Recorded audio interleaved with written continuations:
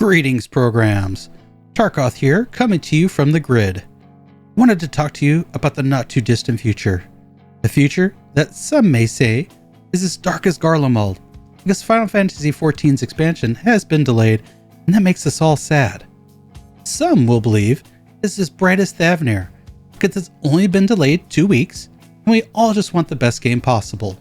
With that being said, I'm about to begin my preparation for the expansion to hit the ground running, but I wanted to share with you how I'm going to set myself up for success. So let me divulge unto you my top 5 tips to prepare for Endwalker.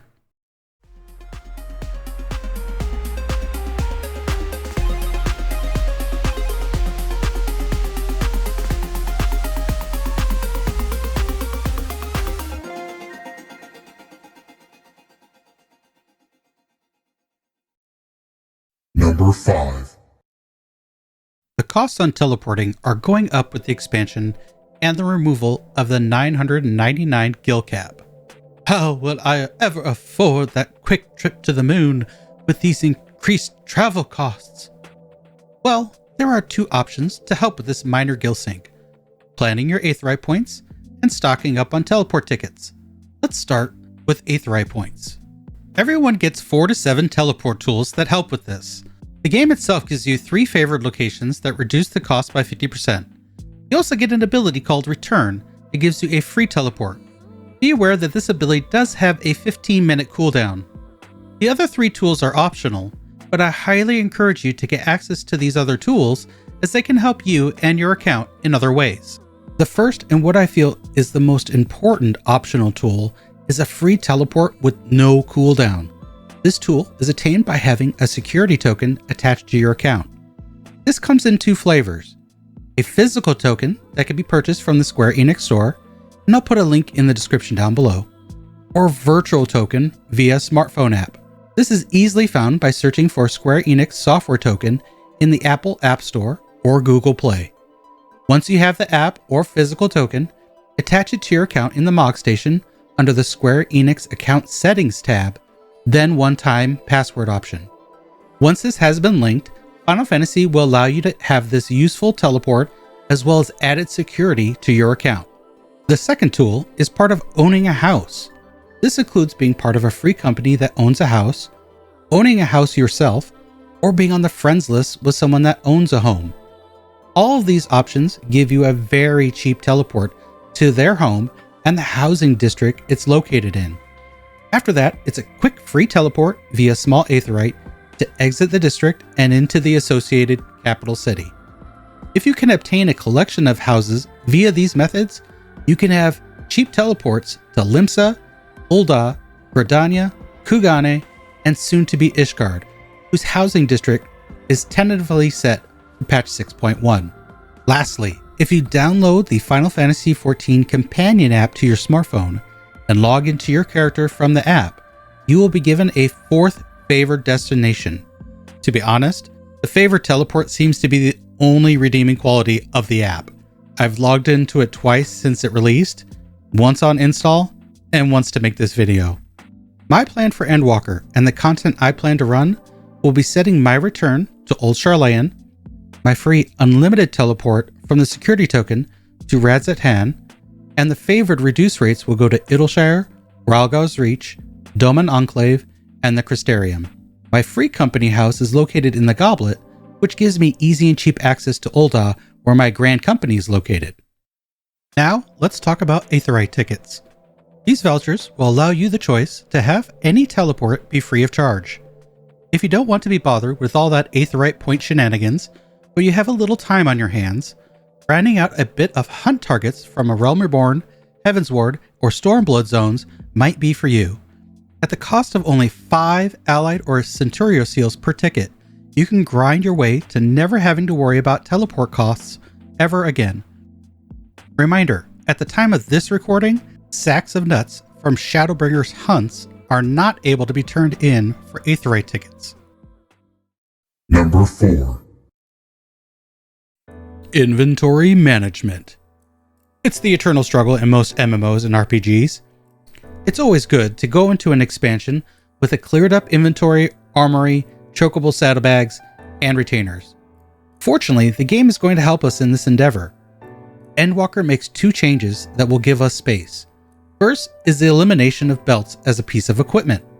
But Tark, how will I keep my pants up? I hear you. My biggest fear with Endwalker is my pants falling down in the middle of progressing in Savage and Ultimate content. My hope is this makes 7.0 the expansion of the suspenders and making this a fashion-forward piece of equipment.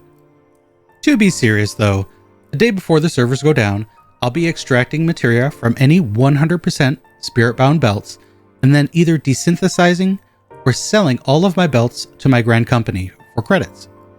Side note, the character equipment screen is going to look a little funky being lopsided on left versus right side slots.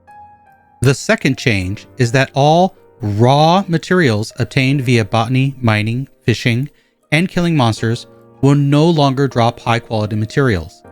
This change does not affect, and I repeat, does not affect finished products such as crafted gear, food, potions, or the intermediary crafted products such as refining lumber from logs.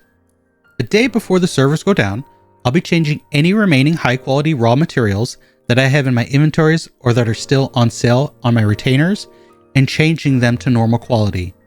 With these and my normal purge of gear that I no longer need or want for glamour, I should have a great deal of space for the expansion launch.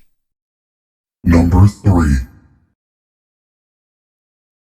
During an expansion, maximizing your experience gains can be an important factor so the main story quest doesn't outpace your leveling.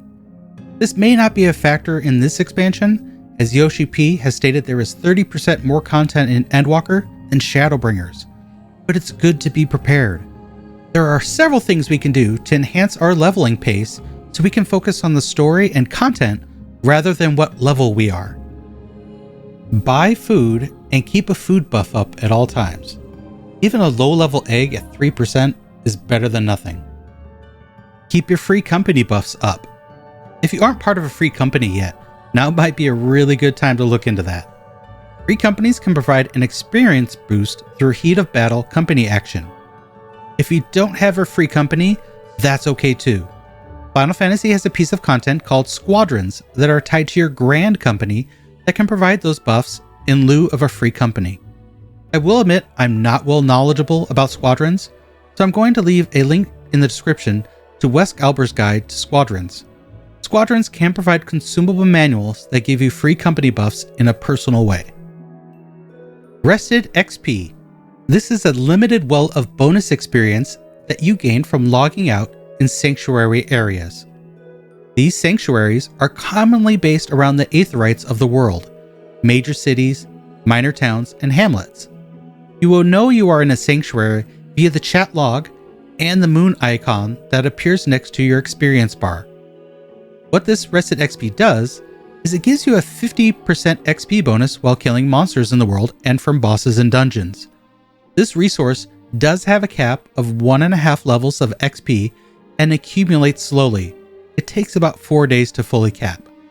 I'll be ceasing all leveling of alternate jobs 4 days prior to early access.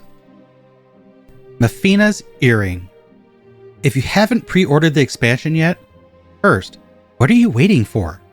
And second, you could be missing out on a great tool to level anything under level 80. This piece of equipment will give you a 30% XP bonus to all XP obtained via defeating enemies. This will be essential for players wanting to make Sage and Reaper their main jobs and shoot up to Endwalker content. Disclaimer though, this earring does not work in Bozja or Zadnor, which is probably the best way to level secondary jobs from 71 to 80, but if you want to mix it up with some face and or dungeons, make sure this pretty earring is equipped. Number 2. Really want to hit the ground running hard when the servers come up? Do you feel the need to speed run the content to level 90 and call yourself the Flash? Are you just looking for the best way to get Reaper and Sage to Bozja and Zadnor? Well, setting up big chunks of quick experience may be the recipe for you. I'm not going to go into great detail on this point, as it's already been done masterfully by the community's own Mr. Happy. Link to his video is in the description below. Please give it a watch. I'll only give a brief summary.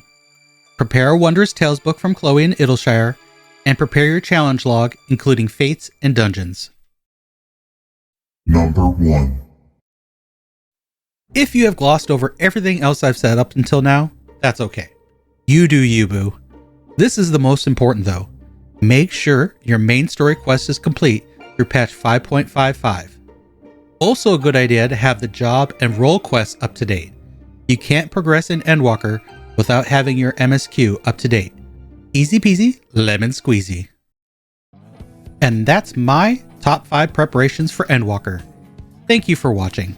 If you liked what you saw, massage that like button, hit subscribe for future content, and leave me a comment below for your ideas for preparing, and let me know if I missed something. Until next time, take care of yourselves, stay safe, and I hope to see you soon. End of line.